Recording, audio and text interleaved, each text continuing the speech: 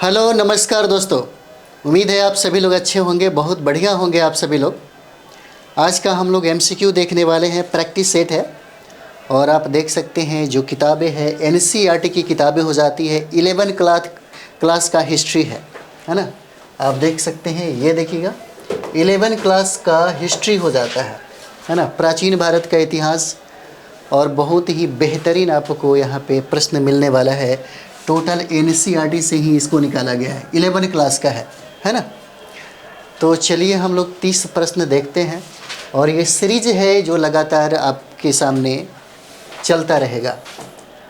Class 7th class का history practice set है।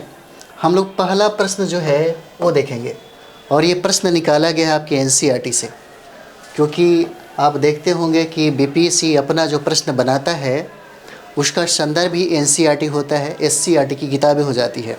कुछ मानक किताबें हैं उसको पढ़ना चाहिए, है ना। लेकिन ज़्यादातर अगर आपने कभी एकेडमिक में अच्छा स्टडी नहीं किया है, क्योंकि बिहार के स्टूडेंट ज़्यादातर वो लोग गाइड वाइड ये सब पढ़ कर कंप्लीट करते हैं, और इसलिए जब वो कमीशन में जाते हैं, कमीशन फाइट करने के बारे में सोचते हैं, तब उन्हें एनसीईआरटी का अध्ययन करना होता है। और बिहार का जो एससीईआरटी की किताबें हैं वह एनसीईआरटी की किताबों से कतई और कमतर भी नहीं है, बिल्कुल कम नहीं है ना। तो चलिए हम लोग शुरुआत करते हैं हमारा बीपीएससी टीचर के लिए, और 70 बीपीएससी के लिए बहुत इंपॉर्टेंट हो जाता है, क्योंकि आप देखते हैं इतिहास से बहुत सारे सवाल जो है ये पूछे जाते हैं। तो हम लोग पहला प्रश्न देखते हैं, पहला प्रश्न क्या कहता है, और यह एनसीईआरटी से ही बनाया गया प्रश्न है।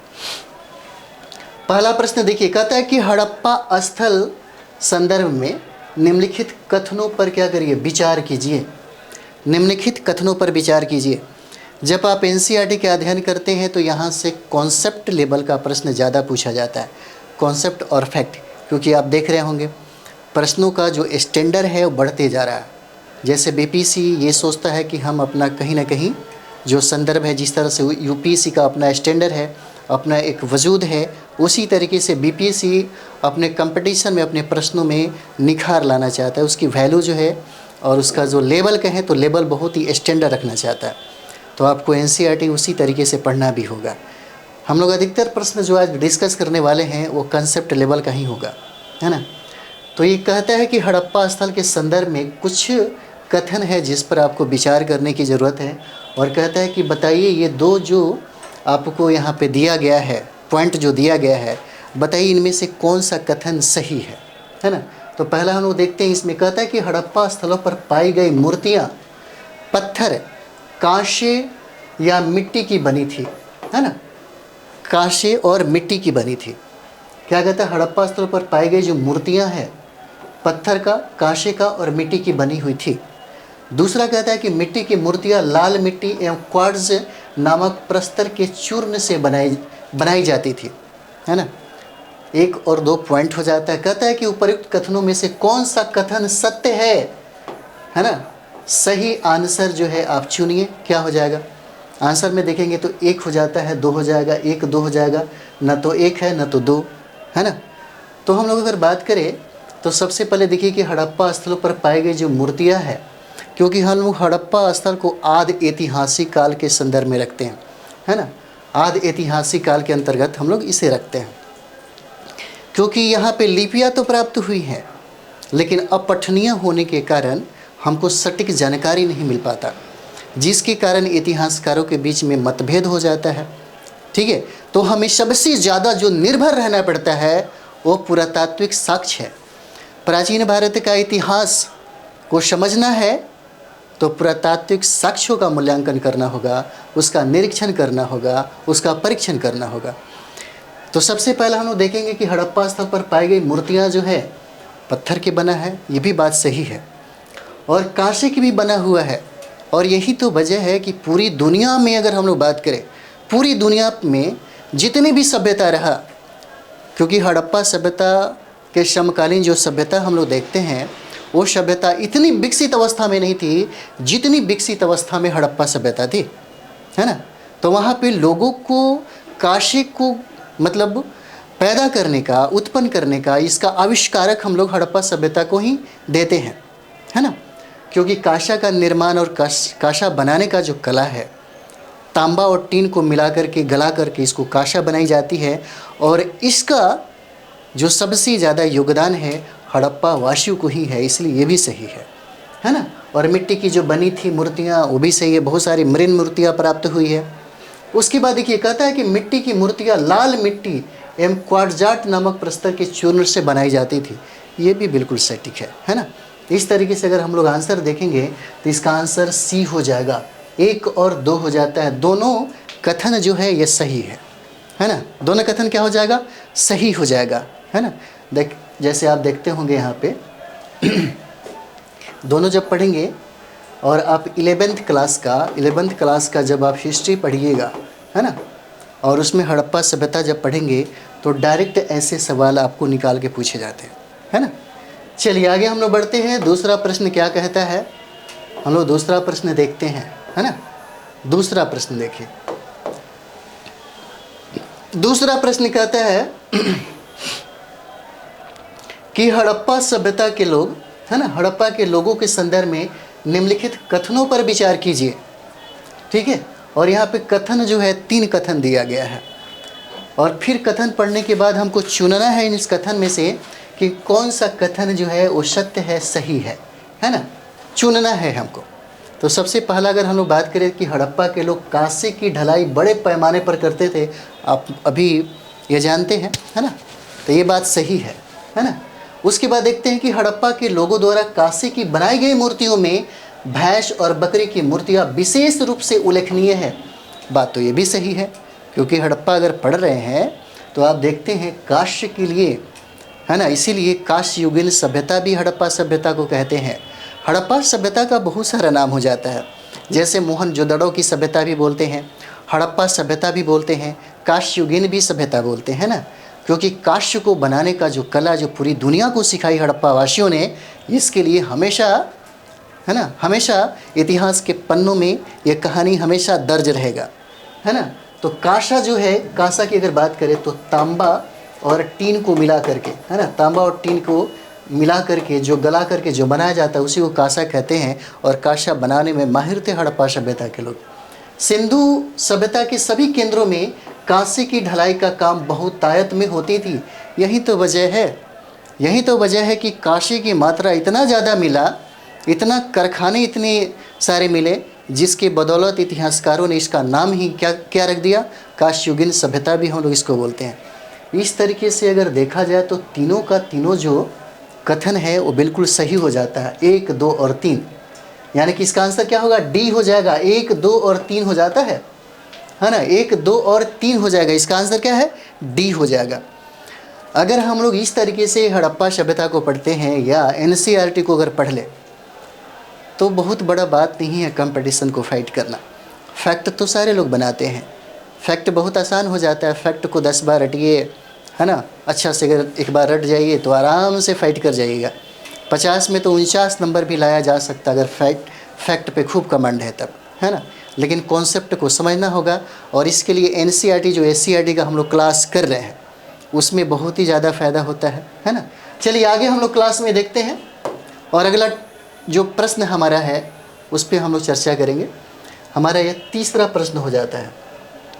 देखिए तीसरा प्रश्न कहता है कि पुरातत्वविदों को हज़ारों की संख्या में मोहरें मतलब मुद्राएं मिली हैं जो आमतौर पर किससे बनाई गई थी, है ना। तीसरा कहता है कि किससे बनाई गई थी, और यहाँ कूट भी लिखा हुआ है, और कूट में यहाँ पे अगर हम लोग देखेंगे तो क्या हो जाता है, 4 पॉइंट दिया हुआ है, सेलखड़ी का, तांबा का, कांस्य का और मिट्टी का। और कहता है कि हड़प्पा सभ्यता में अगर पुरातत्वविद की बात किया जाए तो यहाँ पे अधिकतर मुहरें प्राप्त हुई है, मुद्राएं प्राप्त हुई है। और कहता है कि ये मुद्राएं किसकी बनी हुई थी, है ना। 3 नंबर सवाल है किसका हो जाएगा, तो देखिए सेलखड़ी की मुद्राएं तो सर्वाधिक मात्रा में मिलता है ना, सर्वाधिक मात्रा में यह मिलता है। तांबे भी मिलते हैं, कांस्य भी मिलते हैं और मिट्टी भी मिलता है।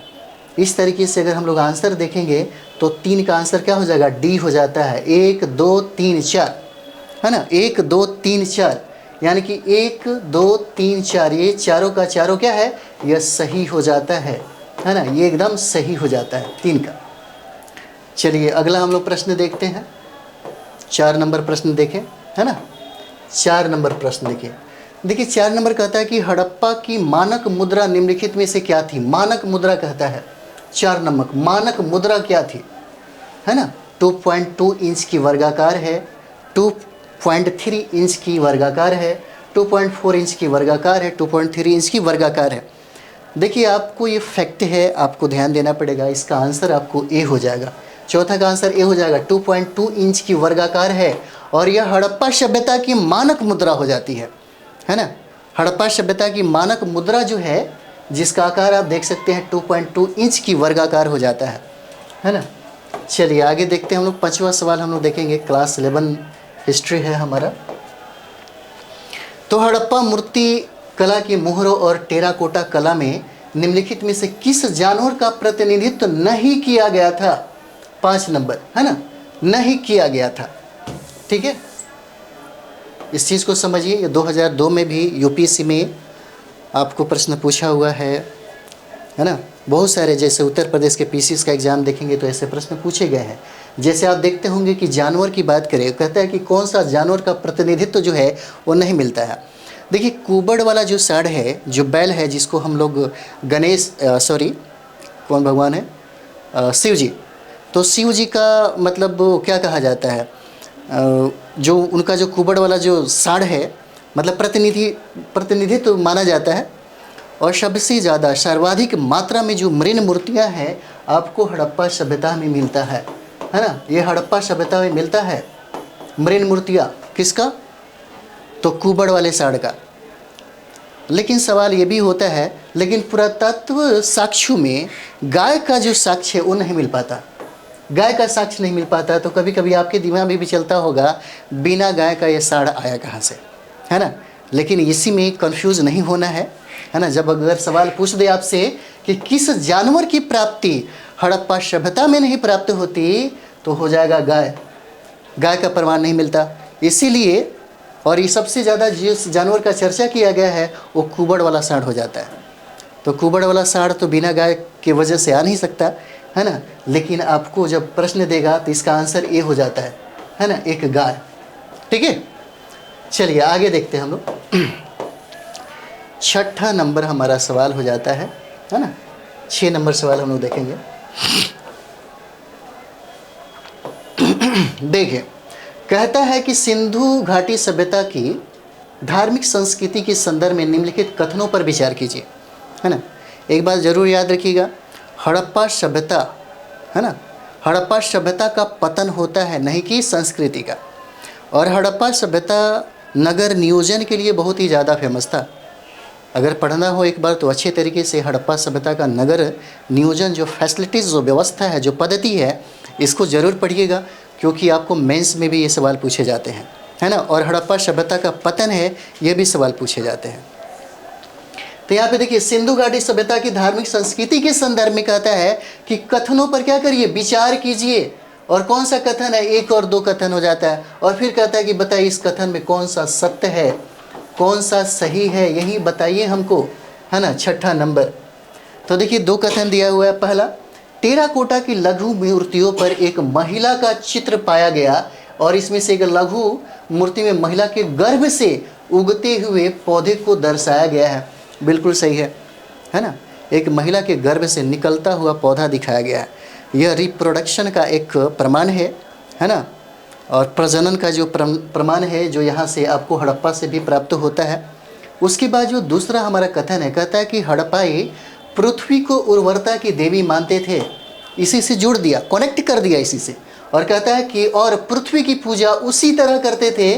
पुरुष देवता के रूप में मुहरों पर 3 श्रृंग चित्र पाए गए हैं, जो कि योगी की मुद्रा में बैठे हुए हैं, है ना। ये भी दोनों कनेक्ट किया गया है। इस तरीके से अगर देखें हम लोग तो आंसर क्या हो जाएगा, दोनों। ये कथन जो दोनों है वो सत्य हो जाता है। दोनों कथन क्या है, सत्य है। आंसर क्या हो जाएगा, 1 और 3 हो जाता है ना। सॉरी, 1 और 2 हो जाएगा, है ना। 1 और 2 ही कथन है, तो 1 और 2 दोनों कथन सही हो जाता है, 1 और 2 हो जाएगा। ठीक है, आंसर क्या है, सी हो जाएगा, 1 और 2 हो जाएगा। ठीक है, चलिए हम लोग बढ़ते हैं अगले सवाल की तरफ। 7 नंबर हम लोग सवाल देखते हैं, है ना। 7 नंबर सवाल देखिए। 7 कहता है कि चित्रित भगवान की मूर्ति को, है ना, सिंधु घाटी सभ्यता की धार्मिक संस्कृति के संदर्भ में कहता है कि कथनों पर क्या करिए, विचार कीजिए। कथन 2 हो जाता है और फिर कहेगा कि इस कथन में सत्य कथन को चुनिए। तो पहला कथन हम देखते हैं, चित्रित भगवान की मूर्ति को पशुपतिनाथ महादेव की संज्ञा दी गई है। 7 नंबर सवाल है ना। 7 नंबर सवाल हो जाता है। उसमें कहता है इसमें हाथी, गैंडे और बाघ के साथ साथ एक मृग को भी दर्शाया गया है। इसका मतलब यह है कि चित्रित भगवान की जो मूर्ति है पशुपतिनाथ महादेव की संज्ञा नहीं दिया गया है, ये गलत है ना। ये आप NCERT पढ़ेंगे तो आपको खुद पता चलेगा क्या है, ये गलत हो जाता है। इसमें हाथी, गेंडे, बाघ के साथ एक जो मृग है, मृग जो है उसको दर्शाया तो नहीं गया है। इसका मतलब ये भी क्या है, गलत हो जाता है। अगर कथन हम सत्य की बात करें, न तो 1 नहीं 2, है ना। कथन क्या है, दोनों क्या है, न 1 न तो 2, है ना। ये हमारा आंसर हो जाता है और आंसर क्या है, डी हो जाएगा, है ना। आंसर क्या हो जाएगा, डी हो जाता है। चलिए अगला सवाल हम लोग देखते हैं 8 नंबर। 8 नंबर कहता है कि मोहनजोदड़ो और लोथल से कौन कौन से गहने मिले हैं, है ना। कहाँ से, मोहनजोदड़ो और लोथल से कौन कौन से गहने हमें प्राप्त हुए हैं, 8 नंबर सवाल हो जाएगा। तो 8 नंबर में हम लोग देखिए तांबे के कड़े और मनके, हाँ तांबे के कड़े और मनके तो मिले हैं, है ना। देखिए अगर हड़प्पा सभ्यता की बात करें, मोहनजोदड़ो की बात करें, हड़प्पा सभ्यता के जो पुरुष और महिलाएं थी सभी लोग वस्त्र और जो आभूषण थे, आभूषण के दोनों प्रेमी थे, दोनों प्रिय थे, दोनों को आभूषण चाहिए था। तो तांबे के कड़े और मनके की प्राप्ति होती है और सोने के कुंडल की भी प्राप्ति होती है, लटकने और बटन की भी प्राप्ति होती है और सबसे ज़्यादा आपको पता है सेलखड़ी के मनके भी बहुत सर्वाधिक मात्रा में पाए गए हैं। इसका मतलब क्या हो जाएगा, 1 2 3 4, है ना। ये आंसर आपका डी हो जाता है, 1 2 3 4, 1 2 3 4 डी आंसर आपका क्या है, सही हो जाता है ना। चलिए 9 नंबर सवाल देखते हैं। 9 कहता है कि अमरावती शैली के संदर्भ में, है ना, अमरावती शैली के संदर्भ में निम्नलिखित कथनों पर विचार कीजिए। 9 नंबर सवाल, निम्नलिखित कथनों पर क्या करिए, विचार कीजिए।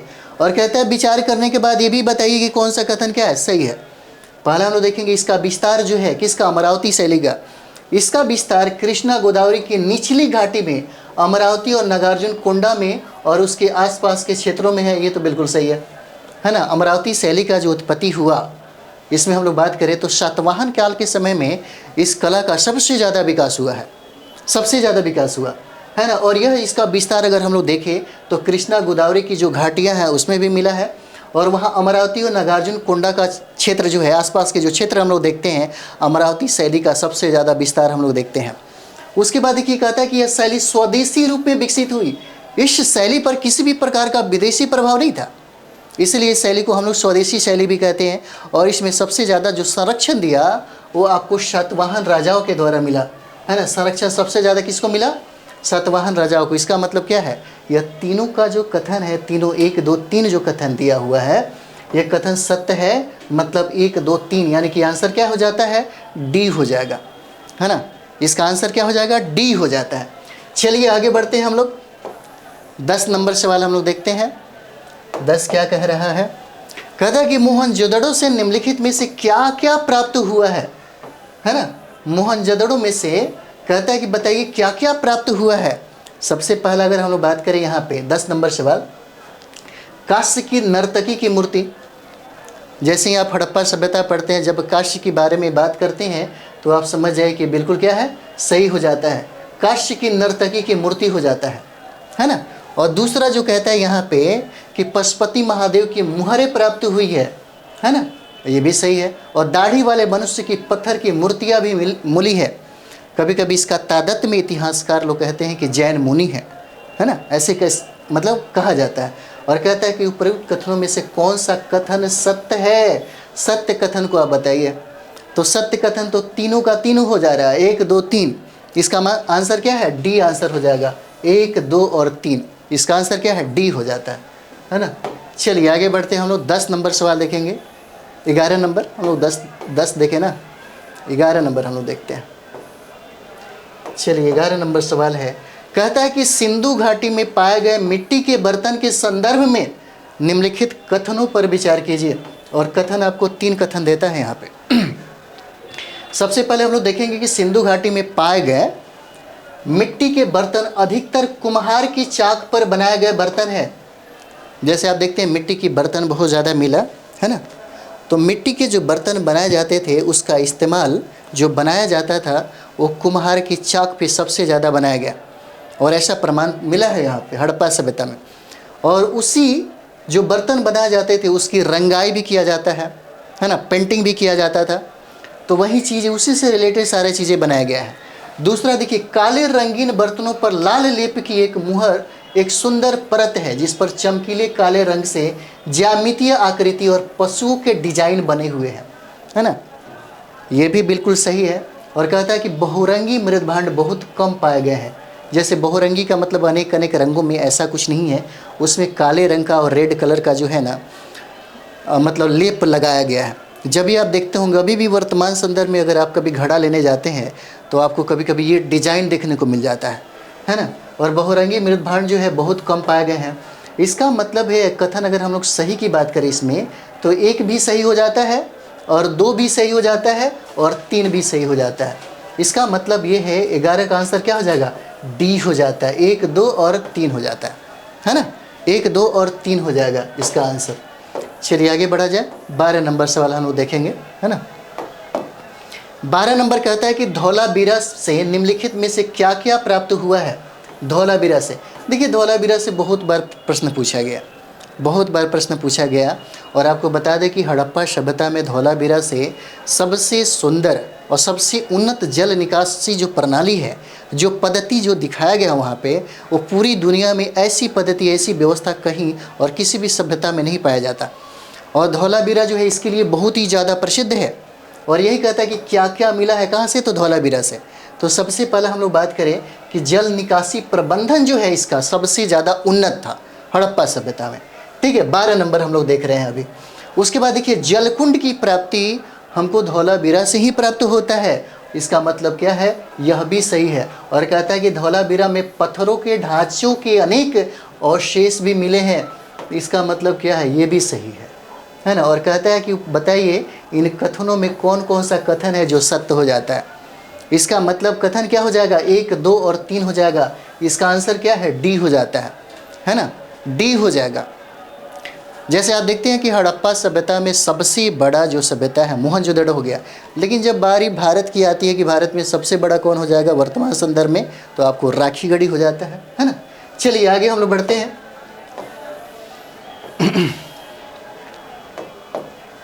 आगे हम लोग देखते हैं 13 नंबर सवाल। 13 कहता है कि सांची स्तूप के संदर्भ में निम्नलिखित कथनों पर विचार करिए। निम्नलिखित कथनों पर क्या करिए, विचार करिए। और विचार करने के लिए आपके पास 3 कथन दिया गया। पहला, सांची स्तूप का निर्माण 200 ईसा पूर्व से 500 ईस्वी के बीच में किया गया था, है ना। यह बिल्कुल सही है। और कहता है कि सांची स्तूप जो है कहाँ पे स्थित है अभी, तो मध्य प्रदेश में है। यह भी सही है। और कहता है कि यह बेतवा नदी के ठीक पश्चिम में और विदिशा से लगभग 5 मील दक्षिण पश्चिम में एक ऊंचे पठारी क्षेत्र में क्या है, स्थित है।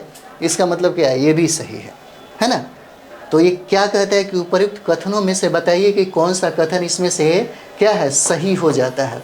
तो सही कथन क्या होगा, 1, 2 और 3 हो जाता है। इसका मतलब है कि आंसर क्या होगा, डी हो जाएगा। 1, 2 और 3 हो जाता है ना। 1, 2 और 3 हो जाएगा। चलिए अगला हम लोग देखते हैं। हम लोग 14 नंबर सवाल हम लोग देखेंगे। 14 कहता है, यहाँ पे थोड़ा सा आगे बढ़ाया जाए इसको। 14 नंबर सवाल देखिए, कहता है कि सारनाथ के संदर्भ में निम्नलिखित कथनों पर विचार कीजिए। किसके संदर्भ में, तो सारनाथ सिंह स्तंभ है उसके संदर्भ में कहा जा रहा है ना। तो सबसे पहले हम लोग कथन पे बात करते हैं। पहला सवाल है ना कि यह भगवान बुद्ध द्वारा धर्म चक्र परिवर्तन यानी प्रथम उपदेश देने की ऐतिहासिक घटना की स्मृति में सम्राट अशोक द्वारा क्या किया गया था, बनवाया गया था, है ना। सम्राट अशोक के द्वारा इसको क्या किया गया, बनवाया गया। किसको, सारनाथ को। और किसके उपलक्ष्य में, तो यहाँ देखिए बुद्ध द्वारा जब धर्म चक्र परिवर्तन यानी कि पहला जब उपदेश दिया गया, उसी के संदर्भ में ये बात है। इसका मतलब ये है कि यह जो कथन है ये सही है। और यह मौर्यकालीन मूर्ति कला का एक सर्वोत्तम क्या है, उदाहरण है। जब आप लोग मेंस पढ़ेंगे, बीपीएससी के मेंस में कला से एक सवाल पूछा जाता है, जैसे पाल कला हो गया, पटना कलम हो गया, मौर्य कला हो जाता है। तो मौर्य कला इसलिए कहा जाता है कि जब आप बीपीएससी का तैयारी करते हैं, है ना, बीपीएससी का तैयारी करते हैं या यूपीएससी का तैयारी करते हैं, तो सबसे पहला काम क्या है कि विद्यार्थी को ये समझ में नहीं आता कि हमारा तैयारी कहाँ से शुरू होना चाहिए। जैसे कभी कभी आंसर लिखते हैं तो अभी बहुत सारे विद्यार्थियों के बीच में एक समस्या पैदा होता है कि हम कहाँ से शुरुआत करें। जब आप ये तकनीकी को नहीं समझ पाते हैं, नहीं जानते हैं, तो आप मेंस में बेहतर परफॉर्मर नहीं हो सकते। तो देखिएगा, मेंस यानी कि बीपीएससी में ऑफिसर बनना और यूपीएससी में ऑफिसर बनने के लिए जो तरीका है, सबसे पहला जो लोग मेंस की तैयारी करते हैं, प्रारंभ में जब शुरुआत में जाइए, जब भी आपको तैयारी करने का मूड हो, तो सबसे पहले एनसीईआरटी का एक बार अच्छा से अध्ययन कर लीजिए 5-6 महीना रूम में बैठ के। उसके बाद आप मेंस की तैयारी करिए। मेंस की तैयारी हो जाता है तब आप बात पीटी की करते हैं।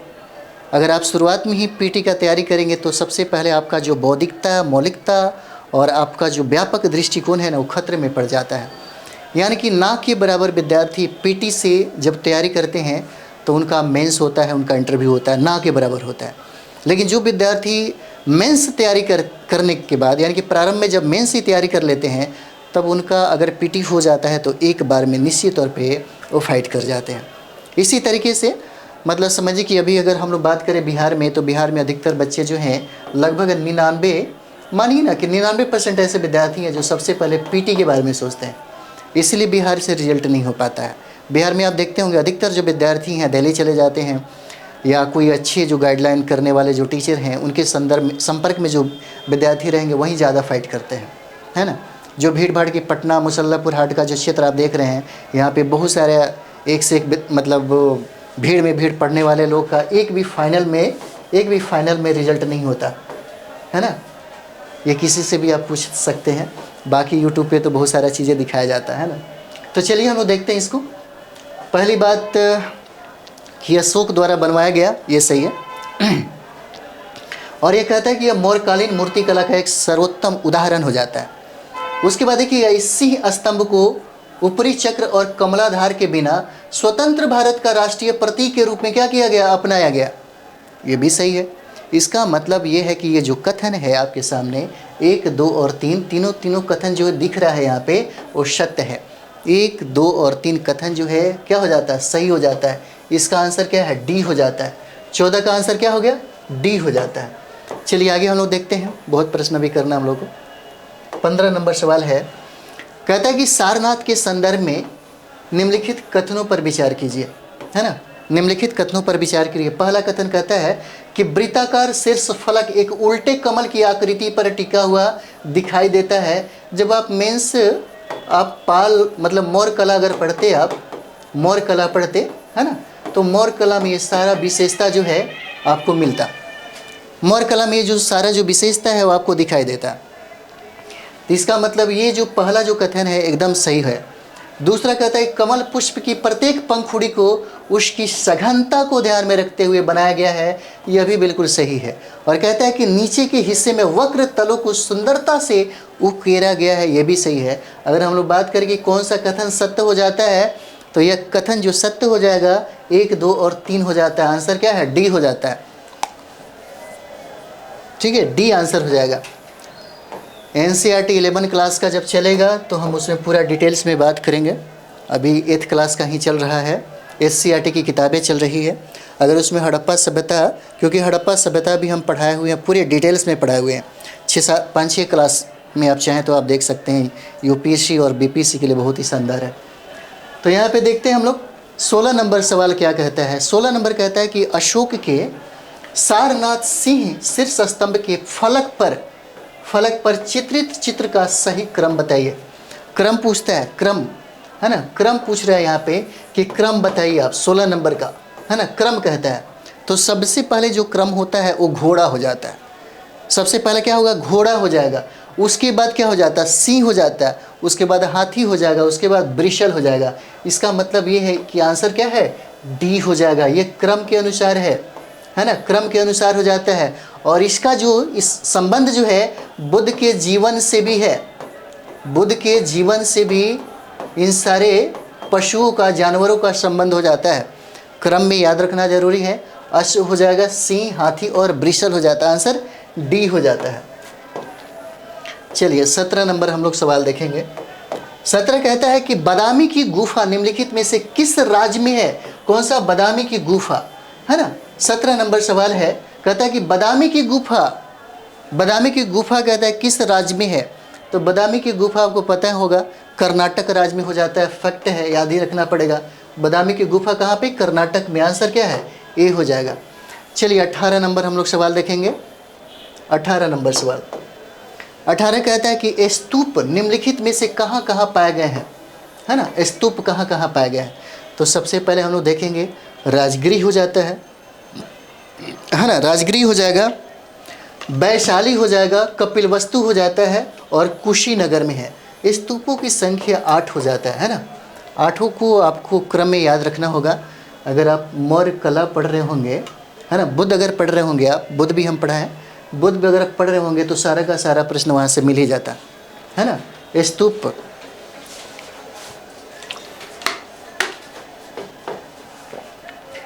तो स्तूप निम्नलिखित में से कहाँ कहाँ पाए गए हैं, है ना। तो ये राजगिरी भी हो जाएगा, वैशाली हो जाएगा, कपिलवस्तु, नारा या कुशीनगर। इसका आंसर मतलब क्या है? डी हो जाएगा। 1 2 3 4। अगर हम लोग कूट में देखें तो इसका आंसर 1 2 3 4 चारों हो जाता है जो स्तूप है, यहाँ पे इसका निर्माण कराया गया था। अगला हम लोग देखते हैं 19 नंबर सवाल। देखिए 19 नंबर सवाल कहता है कि स्तूप के संदर्भ में निम्नलिखित कथनों पर विचार कीजिए, और कहता है कि बताइए इनमें से कौन सा कथन जो है वो सही हो जाता है हमारा, है ना। सही कौन सा कथन है?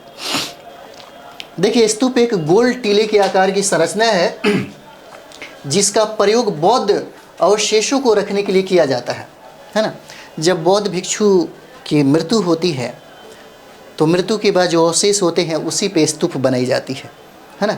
इसका मतलब क्या है? कथन एक क्या है? सही है। कथन एक क्या है? सही है। दूसरा कहता है कि बैराठ स्थल पर स्थित स्तूप ईसा पूर्व 3री शताब्दी की स्तरीय संरचना का उदाहरण हो जाता है, मतलब ये भी सही है। 1 और 2 क्या हो जाएगा? सही हो जाएगा। कथन सत्य की बात करें तो 1 और 2 दोनों सही हो जाता है। आंसर क्या है? सी हो जाएगा, है ना। आंसर क्या हो जाता है? सी हो जाता है। चलिए अगला देखते हैं हम लोग। 20 नंबर सवाल है वो देखेंगे। कहता है कि लोमस ऋषि की गुफा, है ना। यहाँ पे देखिए लोमस ऋषि की गुफा के संदर्भ में निम्नलिखित कथनों पर विचार कीजिए। लोमस ऋषि के गुफा के बारे में बता रहा है कि बताइए कथनों पर विचार कीजिए और बताइए कि इन कथनों में कौन कौन सा कथन है जो सत्य है, सही है। तो इस गुफा का 20 नंबर सवाल देखिए। कहता है कि इस गुफा का प्रवेश द्वार अर्धवृत्ताकार यानी कि चैत्य चाप मेहराब की तरह क्या है? सजा हुआ है।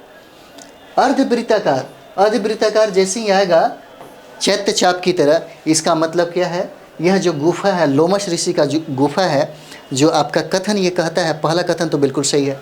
दूसरा कहता है कि यह बिहार में बराबर की पहाड़ियों में शैलकृत है।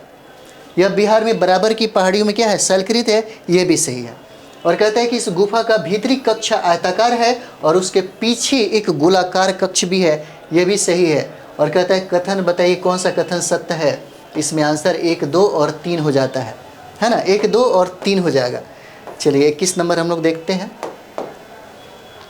निम्नलिखित में से कौन सा स्तंभ बिहार में है? है ना। 21 नंबर कहता है कि बताइए कौन सा स्तंभ जो है वो बिहार में हो जाता है। बहुत इंपॉर्टेंट है 21 नंबर, है ना। तो बसराह बखीरा स्तंभ, है ना। बिहार में ये सारे के सारे जो हैं स्तंभ जो आपको दिख रहा है वो बिहार में ही है ना। बसराह बखीरा स्तंभ हो जाता है। लौरिया नंदनगढ़ स्तंभ देख सकते हैं, रामपुरवा स्तंभ देख सकते हैं और लौरिया अरेराज स्तंभ देख सकते हैं, है ना। इसका मतलब कथन की अगर बात करें कुट में देखें तो चारों का चारों जो है वो सही हो जाता है। और यह स्तंभ जो है वो आपको बिहार में स्थित है ना। चंपारण में आप देख सकते हैं। इसका आंसर क्या है? डी हो जाता है। 1 2 और 3 और 4 हो जाएगा। 21 का आंसर क्या है? डी हो जाता है। चलिए आगे हम लोग बढ़ते हैं। 22 नंबर सवाल देखेंगे हम लोग। 22 नंबर सवाल देखिए। 22 नंबर कहता है कि अजंता गुफा के संदर्भ में निम्नलिखित कथनों पर विचार कीजिए, है ना। निम्नलिखित कथनों पर विचार कीजिए। तो पहला हम लोग कथन देखते हैं। पहला कथन कहता है कि ये गुफा महाराष्ट्र में है। कौन सा? तो अजंता की गुफा अभी तो महाराष्ट्र में है, तो ये बात सही है।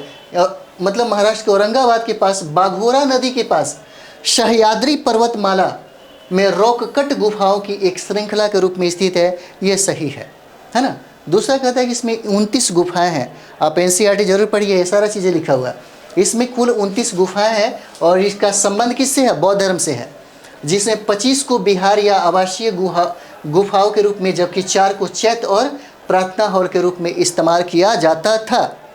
अगला कहता है कि गुफाओं का विकास 200 ईसा पूर्व से 650 ईस्वी के मध्य में हुआ था, है ना। इसका मतलब क्या है? यह जो कथन है, जो आपको तीनों दिख रहा है, जो कथन है आपका, बिल्कुल सही कथन हो जाता है ना। क्या है? बिल्कुल सही कथन है। और एक कथन हो जाता है 1, 2 और 3, है ना। इसका आंसर क्या है? डी हो जाता है, 1, 2 और 3 हो जाएगा। चलिए आगे देखते हैं हम लोग। 23 नंबर सवाल हम लोग देखेंगे यहाँ पे। 23 नंबर 23 कहता है कि एलोरा की गुफा के संदर्भ में निम्नलिखित कथनों पर विचार कीजिए। एलोरा के संदर्भ में कहता है ना। और ये देखिए, कहता है कि ये गुफा महाराष्ट्र की सह्याद्री पर्वतमाला में अजंता की गुफाओं से लगभग कितना? तो 100 किलोमीटर दूर स्थित है। बिल्कुल सही है ना। 100 किलोमीटर क्या है? दूर स्थित है। और 34 गुफाओं का एक समूह है यहाँ पे, जिसमें 17 जो है वो ब्राह्मण या हिंदू बोल सकते हैं, ब्राह्मण, 12 बौद्ध और 5 जैन धर्म से संबंधित है। और इन गुफाओं के समूह को 5वीं से 11वीं शताब्दी के मध्य में इसको स्थापित किया गया था। इसका मतलब ये है कि यह कथन कहता है कि बताइए कौन सा कथन सत्य है। और तीन जो कथन है आपका 1, 2, 3, तीनों का तीनों कथन जो है वो सत्य है। इसका मतलब आंसर क्या हो जाएगा? डी हो जाता है, 1, 2 और 3 हो जाता है। चलिए आगे हम लोग देखेंगे। 24 नंबर सवाल है। 24 नंबर कहता है कि हाथ में चामर चूरी पकड़े खड़ी यक्षिणी की जो आदमकद मूर्ति कहाँ से प्राप्त हुई है? चामर ग्राहिणी, है ना।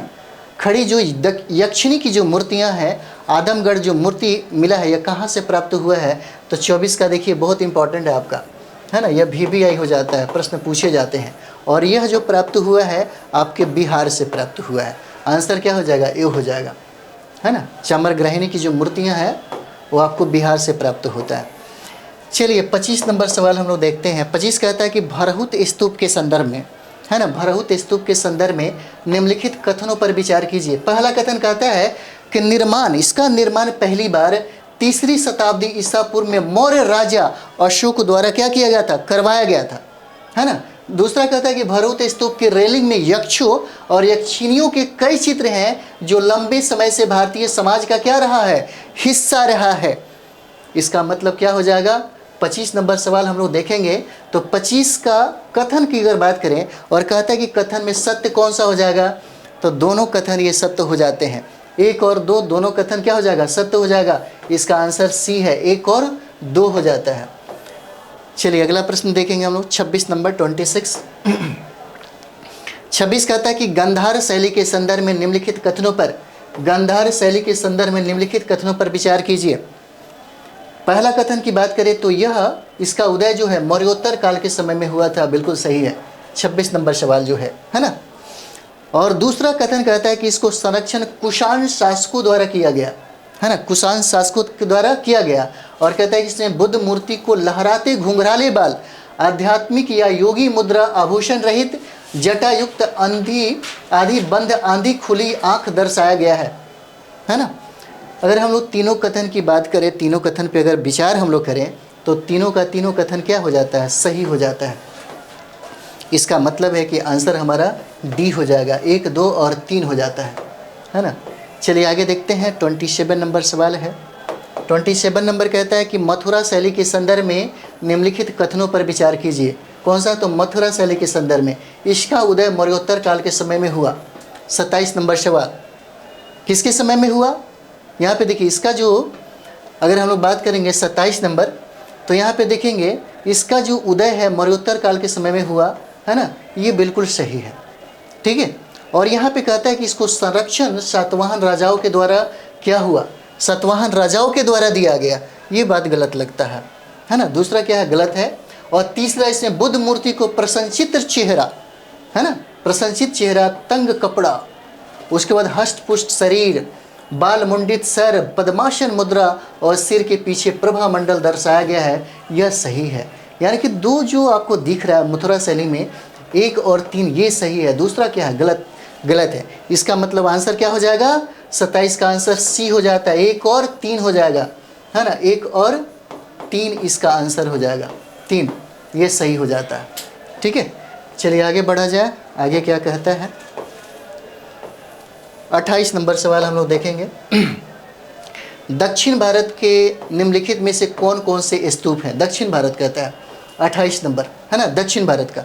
तो दक्षिण भारत में हम लोग देखेंगे तो जगपीठ हो जाता है, यहाँ पे स्तूप ये भी सही है, अमरावती स्तूप ये भी सही है, भट्टी प्रोलूर ये भी सही है, नागार्जुन कोंडा ये भी सही है। इसका मतलब क्या है, अगर कूट में हम देखें तो 1 2 3 4 ये सही हो जाता है दक्षिण भारत का। ठीक है, चलिए 29 नंबर सवाल हम लोग देखेंगे। 29 नंबर सवाल कहता है कि अमरावती स्तूप के संदर्भ में निम्नलिखित कथनों पर विचार कीजिए, है ना, 29 नंबर सवाल। तो 29 नंबर हम लोग देखते हैं, कहता है पहला कथन देखेंगे अमरावती के स्तूप में, है ना, अमरावती के स्तूप में दक्षिणा पथ है जो वेदिका से ढका हुआ है और वेदिका पर अनेक अक्षरात्मक प्रतिमाएं क्या है, निरूपित किए गए हैं, बहुत सारी चीज़ें हैं जो लिखा गया है। और अमरावती स्तूप आंध्र प्रदेश के गुंटूर जिला में स्थित है, ये भी सही है। इसका निर्माण जो है अशोक ने 3री शताब्दी ईसा पूर्व में क्या किया था, करवाया था अशोक सम्राट ने, सही है। और बुद्ध के जीवन और शिक्षण को स्तूप में उकेरा गया है, ये भी सही है। इसका मतलब क्या है, आंसर डी हो जाएगा, 1 2 3 4 हो जाता है ना, 1 2 3 4 हो जाएगा। देखिए एक चीज़ आप समझ जाइए, जैसे अगर हम लोग बात करें तो प्राचीन भारत के इतिहास को थोड़ा सा अगर समझे तो इसको 3 भागों में डिवाइड करके हम समझ सकते हैं। सबसे पहला एक हो जाता है जिसको हम लोग प्रागैतिहासिक काल बोलते हैं, है ना, प्रागैतिहासिक काल बोलते हैं। तो आपको पता होगा प्रागैतिहासिक में कोई लिखित साक्षी नहीं था, है ना, यहाँ पे लिखित साक्षी नहीं था। और इसके उदाहरण को अगर हम लोग लेंगे तो पाषाण काल हो जाता है ना। इसका उदाहरण प्रागैतिहासिक काल का उदाहरण जो है उसका उदाहरण हम लोग देखेंगे तो पाषाण काल हो जाता है। उसके बाद दूसरा जो हम लोग देखेंगे वो हो जाता है आदि इतिहास, जो हम लोग पढ़ रहे थे, है ना, वो हो जाएगा आदि ऐतिहासिक काल हो जाएगा, ऐतिहासिक काल हो जाएगा।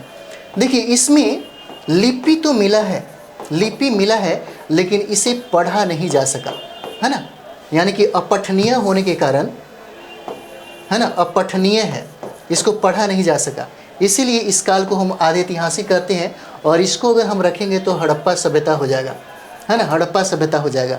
और तीसरा हो जाता है वो है ऐतिहासिक काल, और ऐतिहासिक काल में लिपि भी मिला है और उसको पढ़ा भी गया है। जैसे इसका उदाहरण पे अगर हम देखेंगे तो क्या हो जाएगा, ये आपका वैदिक हो जाता है ना, वैदिक हो जाता है। ठीक है, चलिए आगे हम लोग देखते हैं। 29 नंबर सवाल जो है, 29 नंबर सवाल है, तो अमरावती स्तूप के संदर्भ में निम्नलिखित कथनों पर विचार कीजिए। पहला हम लोग देखेंगे कथन क्या है, तो अमरावती के स्तूप में प्रदक्षिणा पथ है जो वेदिका से ढका हुआ है और वेदिका पर अनेक आख्यानात्मक प्रतिमाएं हैं। अमरावती स्तूप आंध्र प्रदेश के गुंटूर जिला में है और इसका निर्माण अशोक ने 3री शताब्दी ईसा पूर्व में करवाया। और यहाँ पे बुद्ध के जीवन और शिक्षण को स्तूप में उतारा गया है। इसका मतलब क्या है, आंसर 1 2 3 4 हो जाता है ना। अब हम लोग देखेंगे हमारे सेशन का ये लास्ट अंतिम सवाल हो जाता है ना। 30 नंबर सवाल है और देखिए कहता है कि बाघ गुफा, है ना, बाघ गुफा के संदर्भ में निम्नलिखित कथनों पर विचार कीजिए। पहला देखिए कहता है कि बाघ गुफा मध्य प्रदेश के धार जिले से 97 किलोमीटर की दूरी पर स्थित है, ठीक है। और यह इंदौर बड़ौदा के बीच में बाघिनी नदी के किनारे स्थित है, ये भी सही है ना। और ये गुफाएं प्राकृतिक नहीं है, अपितु चट्टानों को काट कर बनाया गया है, ये भी सही है। और कहता है कि प्राचीन समय में सातवाहन काल में बनाई गई थी, ये भी सही है। इसका मतलब ये है कि कथन चारों का चारों क्या है, सही हो जाता है। इसका मतलब ये है, आंसर क्या हो जाएगा, 1 2 3 4। इसका आंसर 1 2 3 4 चारों हो जाता है ना। तो यहीं पे हमारा ये सेशन जो है आपके 11 क्लास का जो इतिहास रहा है, प्राचीन भारत का इतिहास, जो इम्पोर्टेंट सवाल है, जहाँ से बहुत सारे सवाल बने हुए हैं, है ना। हम लोग लगातार इस सिलसिले को जारी रखेंगे, है ना। और आप लोग अच्छे से पढ़ाई करिए और कमेंट्स ज़रूर करिए। कमेंट्स आप करते हैं तो मज़ा आता है, अच्छा लगता है, ठीक है। और इसी तरीके से हम लोग बाकी जितने भी एनसीईआरटी से एमसीक्यू होता है आपका रिवीजन करा सकें और आपका जो दृष्टिकोण है उसको व्यापक बना सकें। और आपका स्कोर जो बढ़ाने वाला काम है, स्कोर को बढ़ाने की कोशिश करिए। आप 70 बीपीएससी का एग्ज़ाम दे रहे हैं तो आपके पास टाइम अब बिल्कुल नहीं है। मई, जून, जुलाई, अगस्त, सितंबर में एग्ज़ाम एकदम श्योर है। तो चलिए हम लोग मिलते हैं और आप ज़रूर लाइक, कमेंट्स और शेयर ज़रूर करें, है ना, क्योंकि आपको बार बार कहना है ना, अच्छा भी लगता है। चलिए मिलते हैं नेक्स्ट वीडियो में। थैंक यू वेरी मच आप सभी लोगों को।